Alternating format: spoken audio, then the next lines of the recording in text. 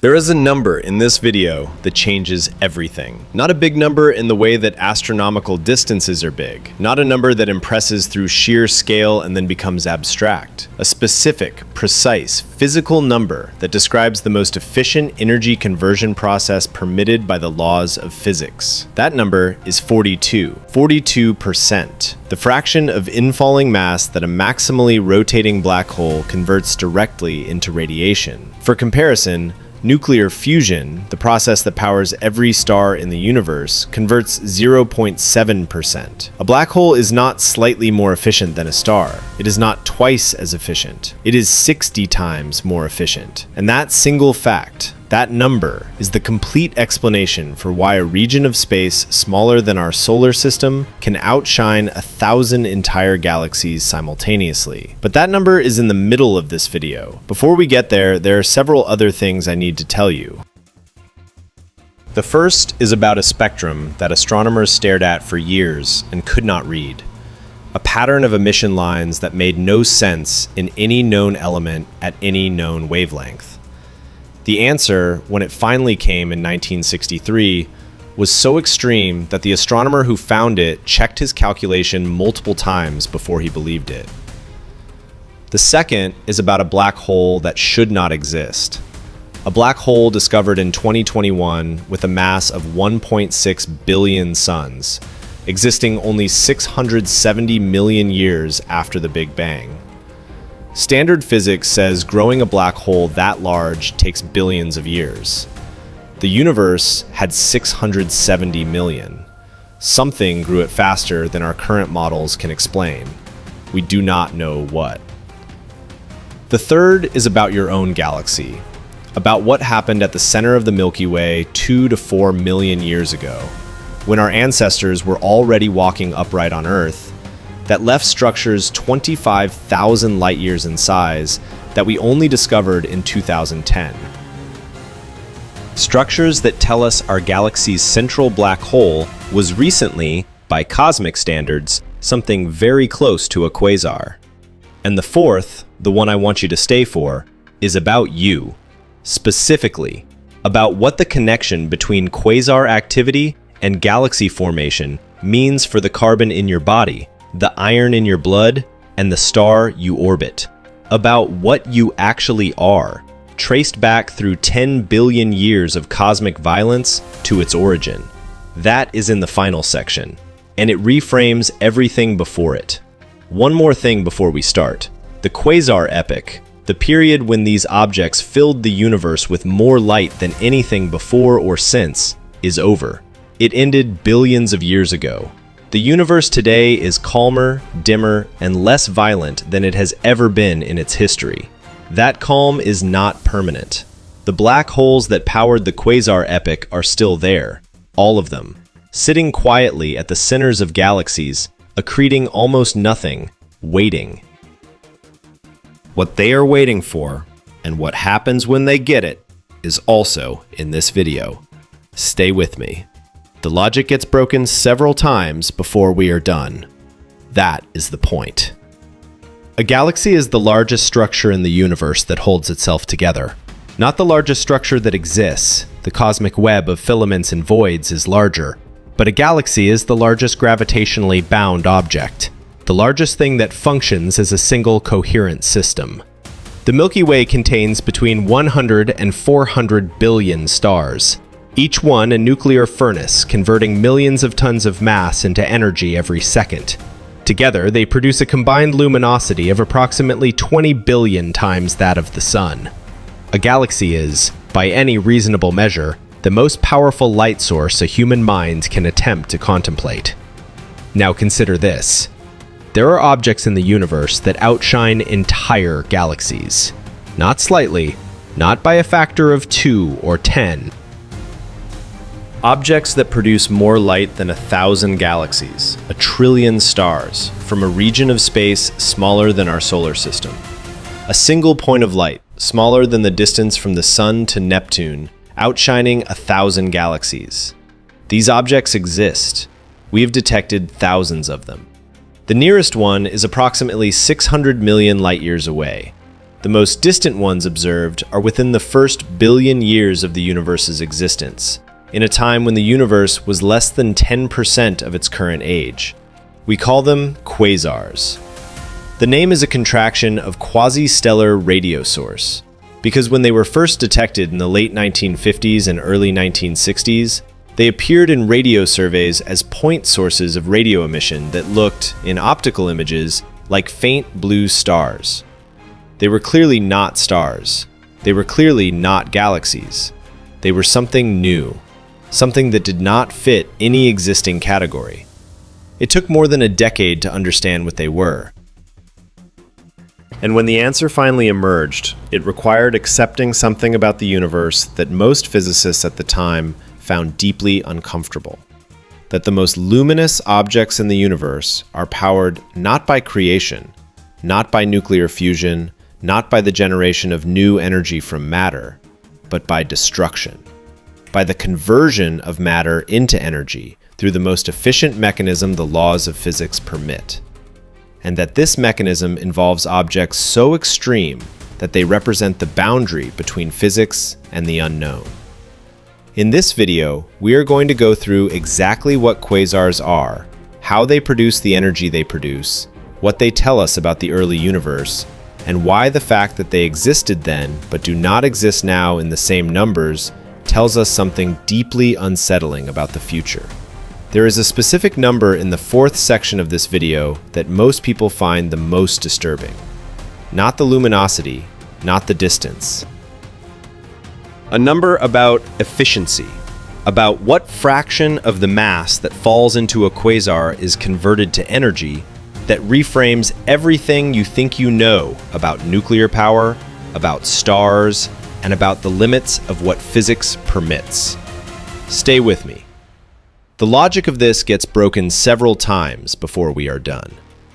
Before we go further, a quasar outshining 1,000 galaxies from a region smaller than our solar system? Drop a comment with what you think is powering it before I tell you. The most common wrong answer is nuclear fusion. If that was yours, the next section explains why fusion is not even close to sufficient. The story of how quasars were discovered is a story about radio telescopes, confused astronomers, and the gradual dismantling of assumptions so fundamental that most people who held them did not realize they were assumptions at all. In the late 1950s, radio astronomy was a new and rapidly developing field. Radio telescopes were mapping the sky at radio wavelengths, detecting sources of radio emission that optical telescopes could not see.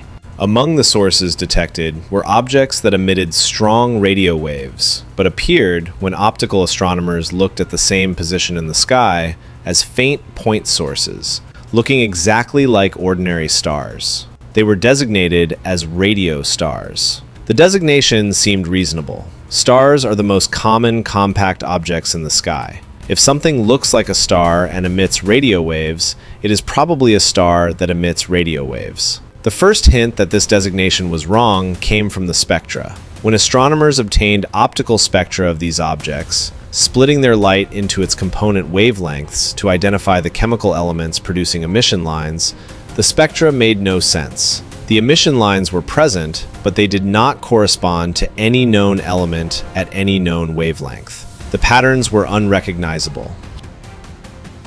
For years, the spectra of these objects were simply labeled as unknown and set aside. The assumption that they were nearby stars was so strong that the possibility of a different explanation was not seriously explored. In 1963, the Dutch-American astronomer Maarten Schmidt was examining the spectrum of one of these objects, designated 3C273, and had what he later described as a moment of shock. He recognized the pattern. The emission lines were hydrogen lines, among the most familiar patterns in all of astrophysics. But they were shifted so far toward the red end of the spectrum that they had been unrecognizable. Redshift, the stretching of light wavelengths caused by the recession of the source, was well understood. Galaxies showed redshift. The further away a galaxy was, the more its light was redshifted, in accordance with Hubble's law. 3C273 had a redshift of 0.158. This placed it at a distance of approximately 2.4 billion light-years. This was not a star in the Milky Way. This was an object 2.4 billion light-years away, far outside our galaxy, far outside the local group, in the distant universe. At that distance, to appear as bright as it appeared in optical images, 3C273 had to be producing an almost incomprehensible amount of energy. Schmidt calculated that its luminosity was approximately 4 trillion times that of the Sun, roughly equivalent to 40 entire Milky Way galaxies. From a region that appeared in optical images as a point source, a star. Schmidt published his result in Nature in 1963. The same issue contained results from Jesse Greenstein and Thomas Matthews, showing that another of these objects, 3C48, had a redshift of 0.367, placing it even further away and implying an even more extreme luminosity. The reaction in the astronomical community was not immediate acceptance. It was confusion, skepticism, and a sustained search for alternative explanations that did not require accepting luminosities so extreme that no known physical process could account for them. The alternative explanations all failed. The redshifts were real. The distances were real. The luminosities were real. Something was producing energy at a rate that no one had imagined possible, and no one knew what it was. Maarten Schmidt's 1963 Nature paper identifying the redshift of 3C273 is considered one of the most significant papers in 20th century astronomy. Schmidt later recalled that when he recognized the hydrogen pattern in the spectrum, his first reaction was disbelief. The implied distance and luminosity were so extreme that he assumed he had made an error. He checked the calculation multiple times before accepting the result. The paper was published within weeks of his identification, alongside Greenstein and Matthews' result on 3C48, in a coordinated publication that immediately transformed the field. The term quasar, quasi-stellar radio source, was coined by the Chinese-American astrophysicist Hong-Yi Chu in 1964, as a convenient shorthand for objects that were clearly not stars, but appeared star-like in optical images. In the years following Schmidt's identification, hundreds of quasars were discovered. Their redshifts ranged from modest, placing them hundreds of millions of light-years away, to extreme, placing them in the first billion years of the universe's existence. The distribution of quasars in time was immediately striking. They were not distributed uniformly through cosmic history. They were concentrated in the distant past, in the early universe. The further back in time astronomers looked, the more quasars they found. The nearby universe, the recent universe, contained very few quasars. The early universe was full of them. This was the first clue about what quasars were and why they existed when they did. And it pointed towards something that was, at the time, even more controversial than the luminosities themselves: black holes. By the mid-1960s, the leading theoretical explanation for quasars was accretion onto a supermassive black hole. The proposal was made independently by several theorists, including Edwin Salpeter and Yakov Zeldovich in 1964. The proposal was not immediately accepted. In 1964, supermassive black holes were theoretical objects with no confirmed observational evidence. The concept of a black hole itself, a region of spacetime from which nothing could escape, had only recently been taken seriously as a physical possibility rather than a mathematical curiosity. But the energetics worked, and the energetics were the only explanation that worked. Let's go through why. Nuclear fusion, the process that powers stars, converts mass to energy with an efficiency of approximately 0.7%. For every kilogram of hydrogen that a star fuses into helium, approximately 7 grams of mass is converted to energy. The remaining 993 grams becomes helium. The efficiency of fusion, the fraction of the input mass that becomes energy, is 0.007, 0.7%. That is the efficiency of the most powerful sustained energy source in the universe as we understood it before quasars. The Sun converts approximately 4 million tons of mass into energy every second, with 0.7% efficiency. The entire Milky Way, with its hundreds of billions of stars, produces a combined luminosity of approximately 20 billion solar luminosities. A bright quasar produces approximately 1,000 times that luminosity, from a region smaller than the solar system. No arrangement of stars, no stellar population, however dense, can produce 1,000 galaxy equivalents of luminosity from a solar system scale region. The stars would be packed so closely together that they would merge, collapse, and produce something else entirely before they could maintain stable fusion. Fusion cannot explain quasars. The efficiency is too low, and the required stellar density is physically impossible. Accretion onto a supermassive black hole can explain quasars. Here is why. When matter falls toward a massive object, a star, a neutron star, a black hole, it does not fall straight in. It has angular momentum. It orbits. As it orbits, it forms a rotating disk of material called an accretion disk. The material in the accretion disk loses angular momentum through friction and magnetic interactions, and as it loses angular momentum, it spirals inward. As it spirals inward, it falls deeper into the gravitational potential well of the central object. It converts gravitational potential energy into kinetic energy and then into heat through friction. The inner regions of the accretion disk, closest to the central object, are heated to tens of millions of degrees Kelvin. Material at these temperatures radiates intensely across the entire electromagnetic spectrum. For a black hole, the process is particularly efficient because the gravitational potential well is extremely deep. The innermost stable circular orbit around a non-rotating black hole, called the ISCO, is at 3 times the Schwarzschild radius, or 6 times the gravitational radius. Material spiraling down to this orbit has converted approximately 5.7% of its rest mass energy into radiation. 5.7%, compared to 0.7% for nuclear fusion. For a maximally rotating black hole, a Kerr black hole spinning at the maximum rate permitted by general relativity, the innermost stable orbit is much closer to the event horizon. The efficiency of energy extraction rises to approximately 42%. 42% of the rest mass energy of infalling material converted to radiation. This is the number, the one I mentioned in the introduction, 42%.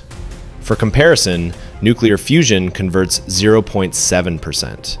A maximally rotating black hole accreting matter converts up to 42%. The black hole is approximately 60 times more efficient at converting mass to energy than the most powerful nuclear process that stars can sustain. This is why a region smaller than the solar system can outshine 1,000 galaxies. Not because it contains more energy, because it converts the energy it has access to with an efficiency that nothing else in the universe can match.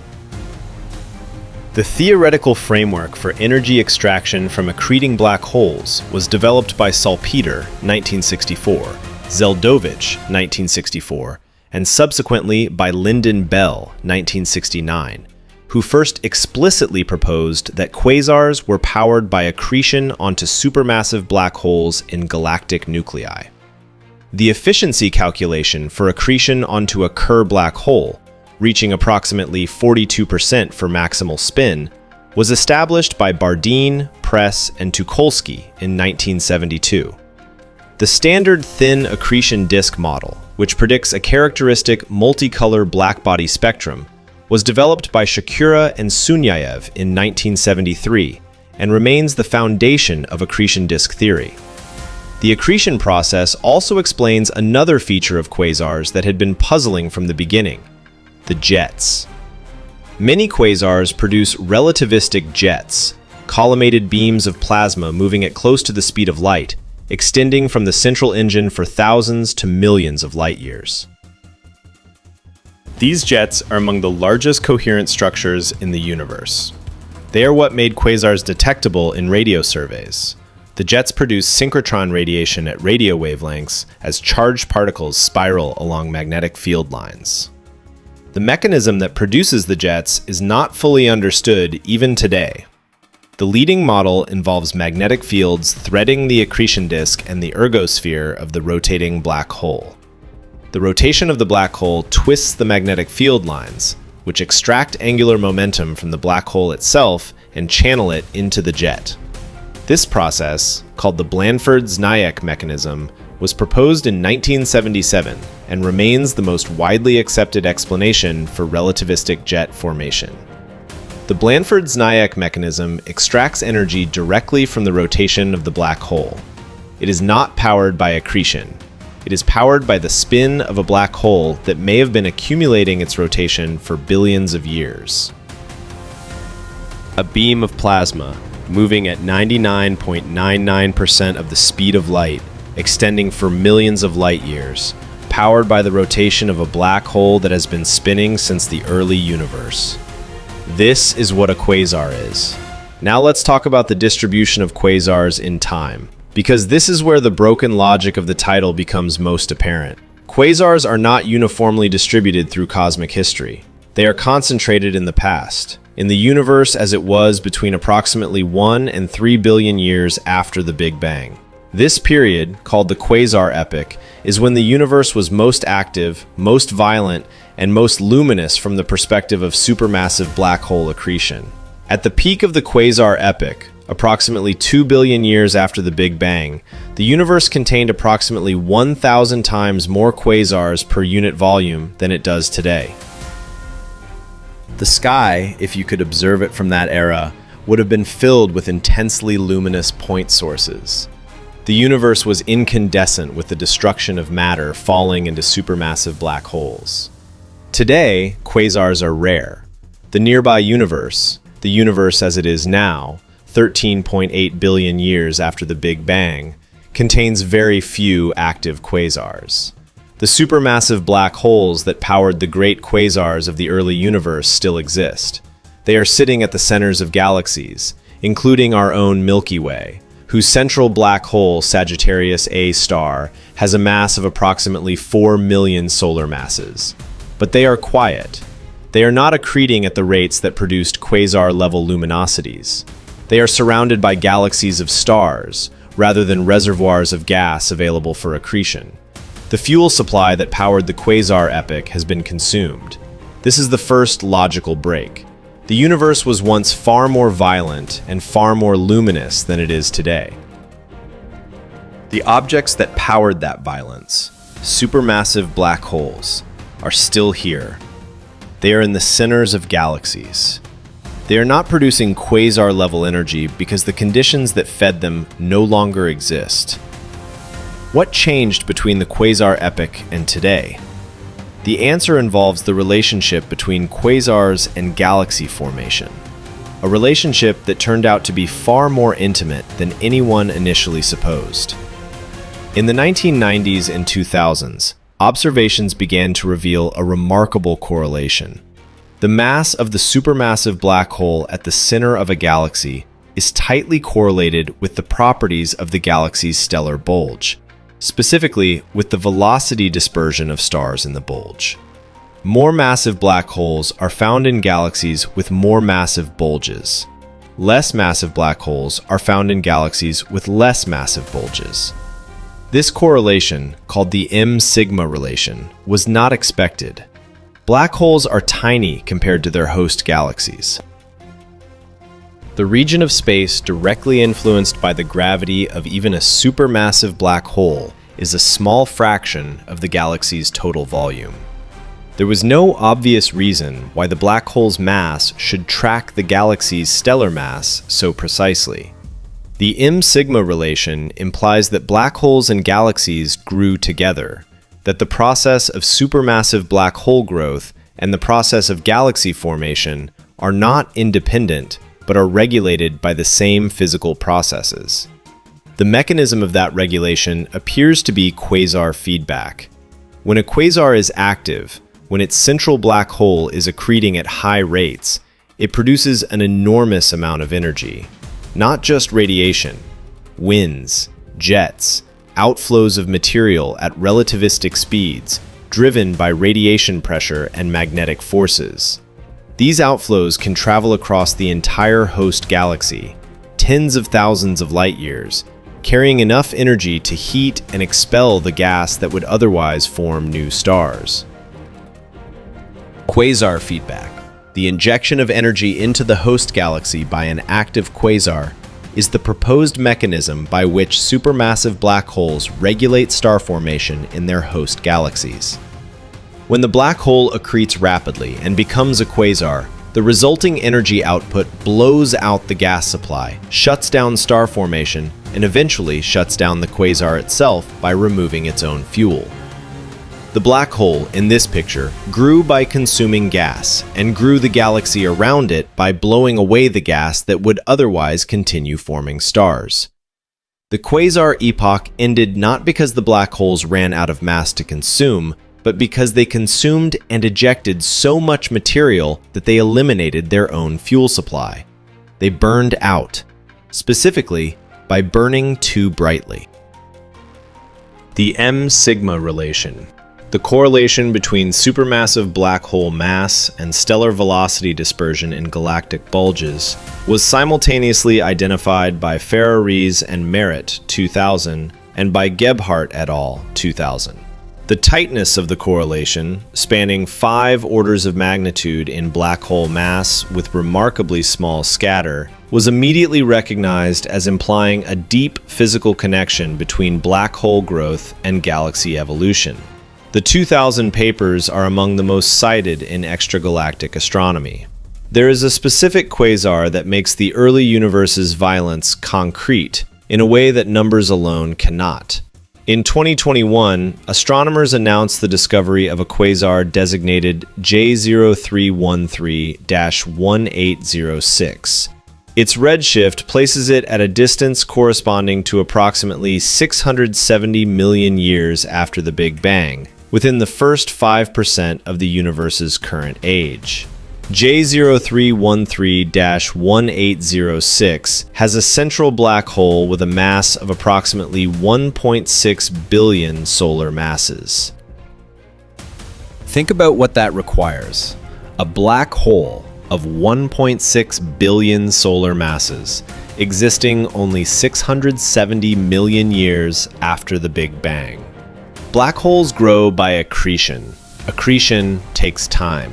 Even accreting at the maximum theoretical rate, the Eddington limit, the rate at which radiation pressure from the accretion process balances the gravitational force pulling material in, a black hole starting from a stellar mass seed would need billions of years to grow to 1.6 billion solar masses.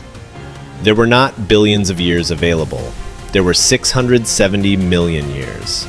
And that 670 million years includes the time required for the first stars to form, evolve, and die, producing the first stellar mass black holes that could serve as seeds. J0313-1806's black hole is too big. Too big for the time available, given our current understanding of how black holes grow.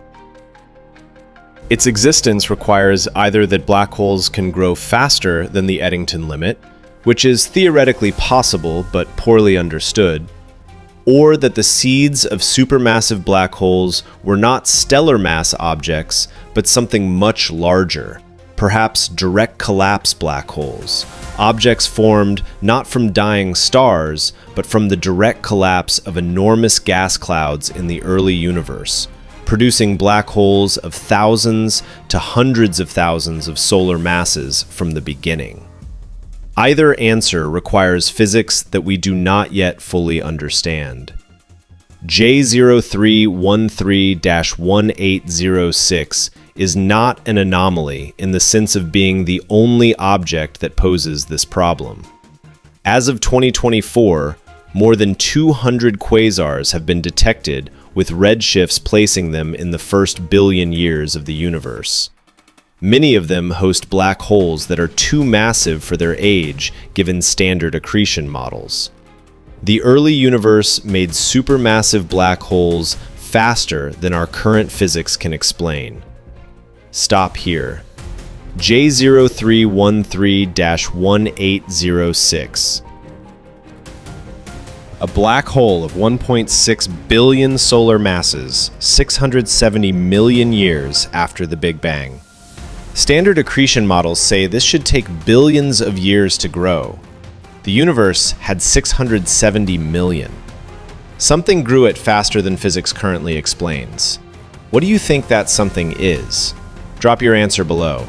I want to see how many people independently arrive at the same answer that theorists are currently working on. Now let's follow the logic forward, from the quasar epoch in the past to the present and into the future. The quasar epoch peaked approximately 2 to 3 billion years after the Big Bang.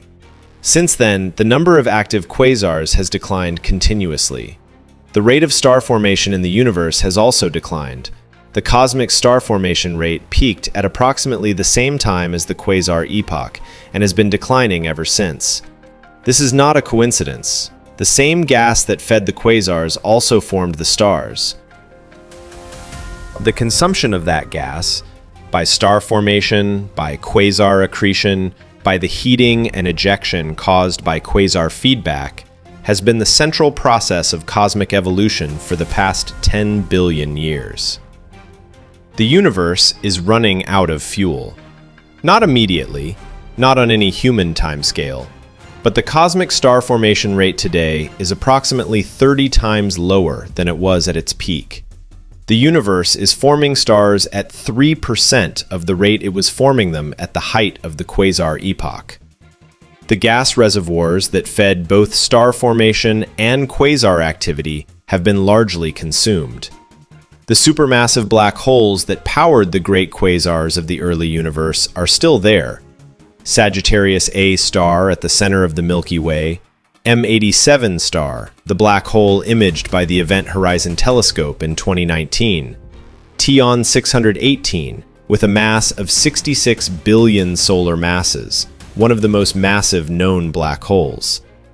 All of them quiet, all of them waiting. Waiting for what?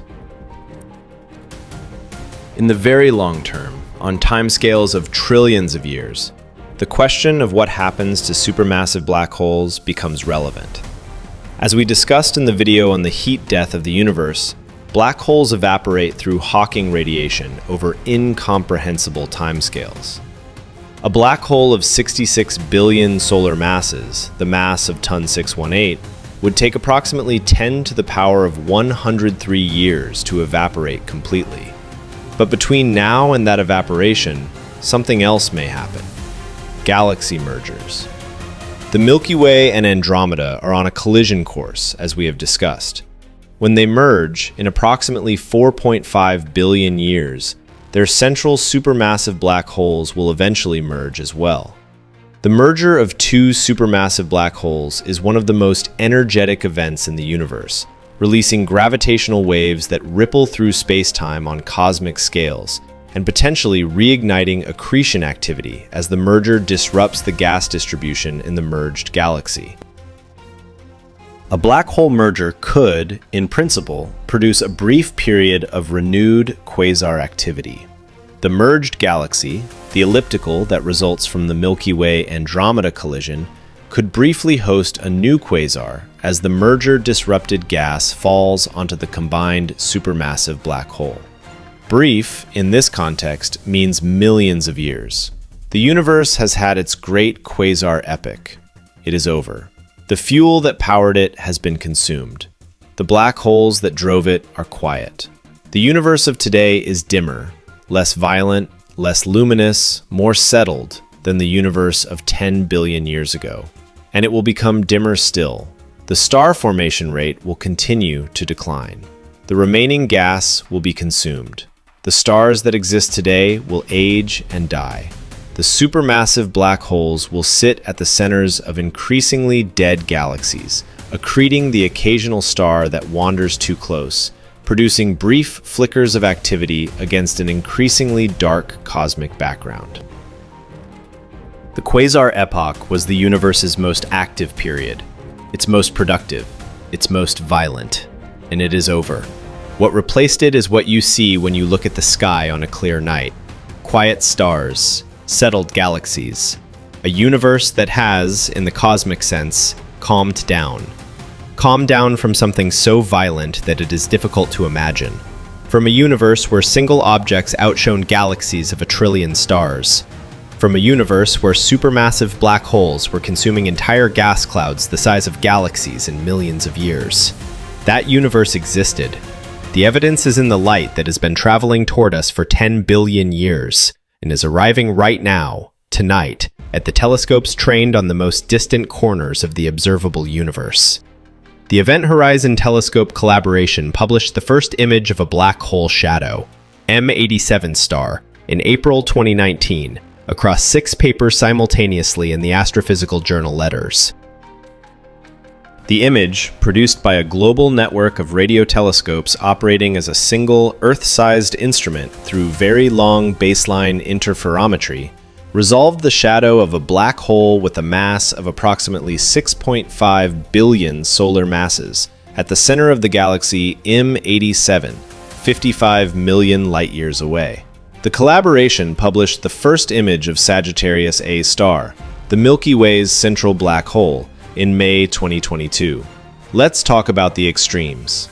Because the average quasar is already extreme by any normal standard, and the most extreme quasars are in a category that strains the limits of what physics currently permits. TUN 618. TUN 618 is a quasar located approximately 10.4 billion light-years from Earth, meaning we see it as it existed approximately 10.4 billion years ago, when the universe was approximately 3.4 billion years old.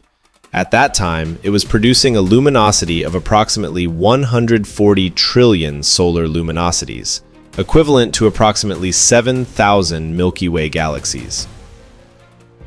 Its central black hole has a mass of approximately 66 billion solar masses. 66 billion. The entire mass of 66 billion stars like the Sun, compressed into a region that, while enormous by human standards, with a Schwarzschild radius of approximately 1,300 astronomical units, is smaller than many of the orbits of objects in our outer solar system.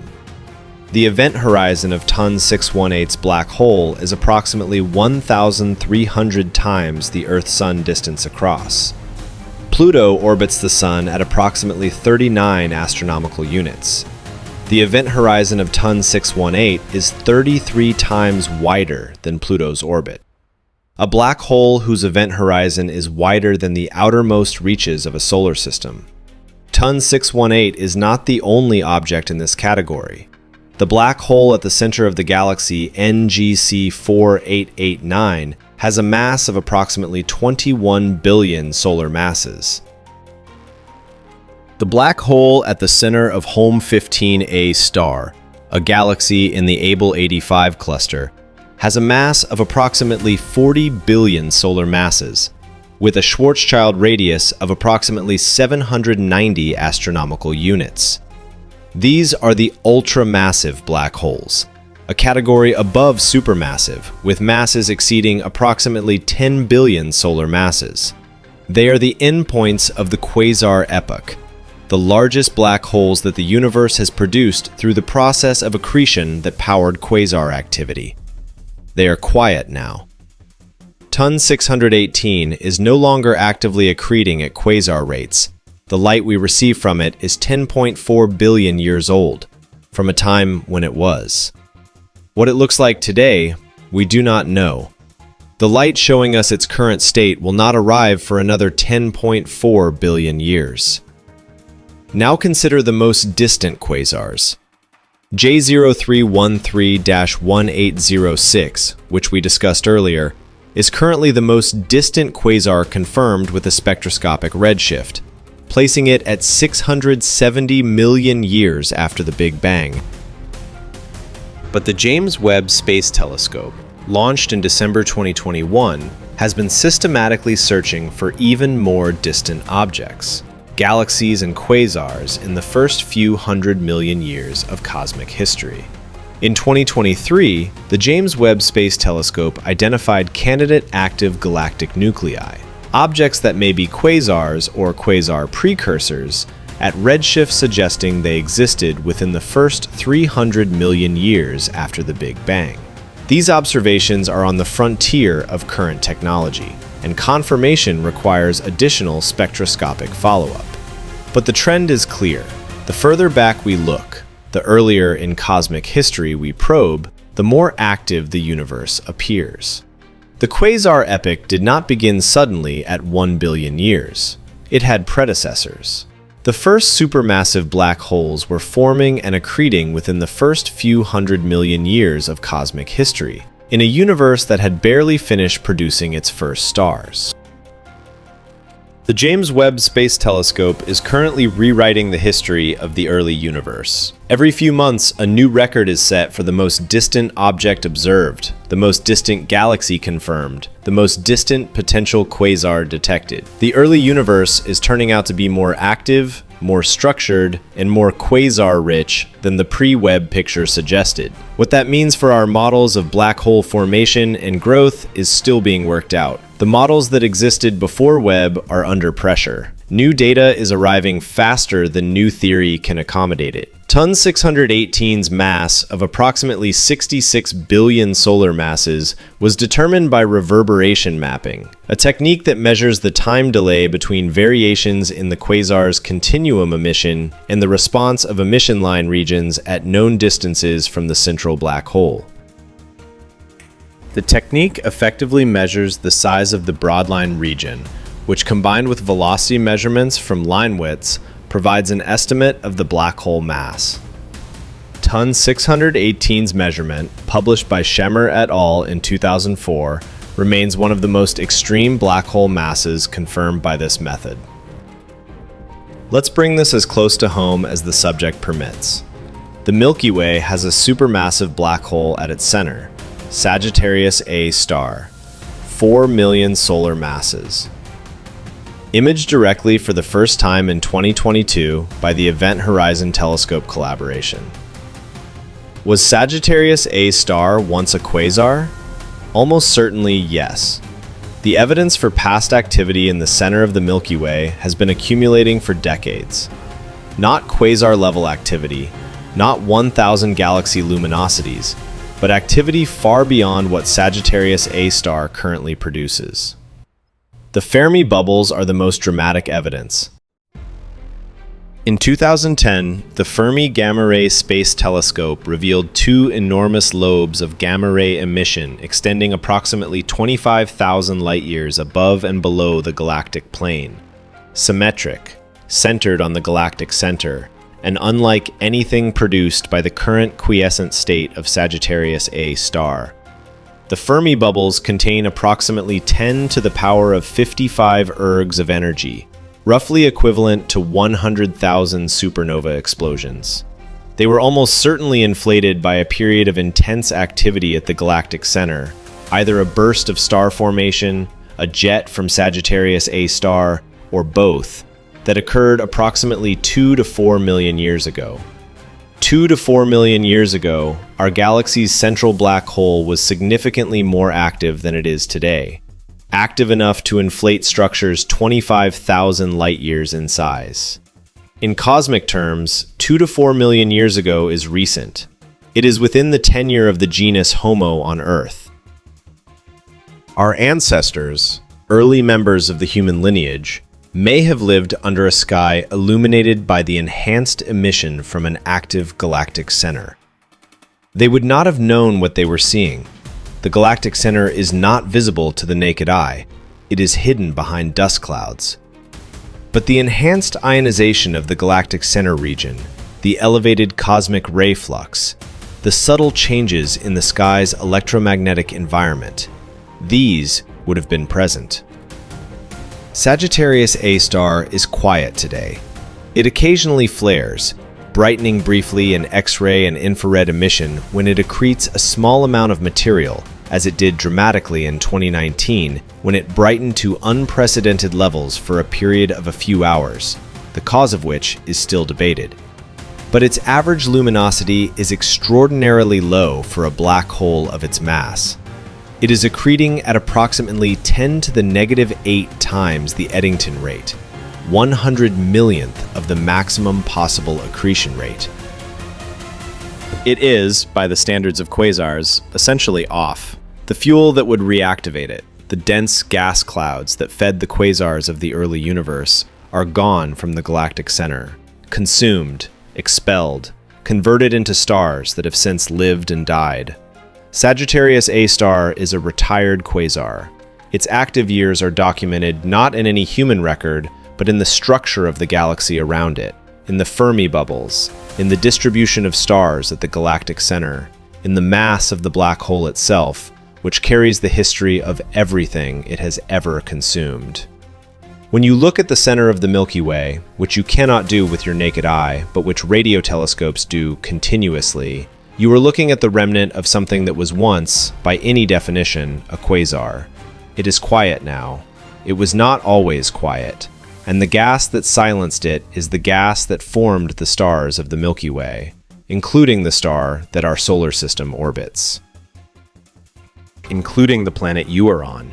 The carbon in your body was forged in stellar nucleosynthesis, in stars that formed from gas that was shaped and heated and expelled by the activity of a black hole at the center of the Milky Way that was, in its most active phase, something close to a quasar. You are, in a very specific and physical sense, a downstream consequence of a black hole eating its way through a gas cloud 10 billion years ago. A galaxy is the largest structure in the universe that holds itself together. A quasar outshines 1,000 of them, from a region smaller than the solar system, powered not by creation, but by destruction, by the conversion of infalling matter into radiation with an efficiency of up to 42%, through mechanisms that we understand mathematically, but that operate in regimes so extreme that our equations reach their limits. The quasar epoch is over. The universe has calmed down. The great black holes that powered the most luminous objects in cosmic history are sitting quietly at the centers of galaxies, accreting at rates far below their peak, waiting for conditions that may never recur. But they are there. Sagittarius A star is there, 4 million solar masses, 26,000 light-years from Earth, currently quiet, historically active, structurally responsible for the shape of the galaxy you live in. And the light from the great quasars of the early universe is still traveling toward us. Light that left its source 12 billion years ago, carrying information about a universe we have never seen, arriving at our telescopes tonight. Every photon from a distant quasar is a message from the universe's violent childhood, from the time before the calm, from the era when destruction was the engine of everything. The universe was not always this quiet. It just looks that way from where we are standing. One question. If Sagittarius A star, our galaxy's central black hole, currently accreting at 100 millionth of its maximum rate, were somehow refueled to quasar-level activity, what would Earth experience? Not a catastrophe question, a physics question.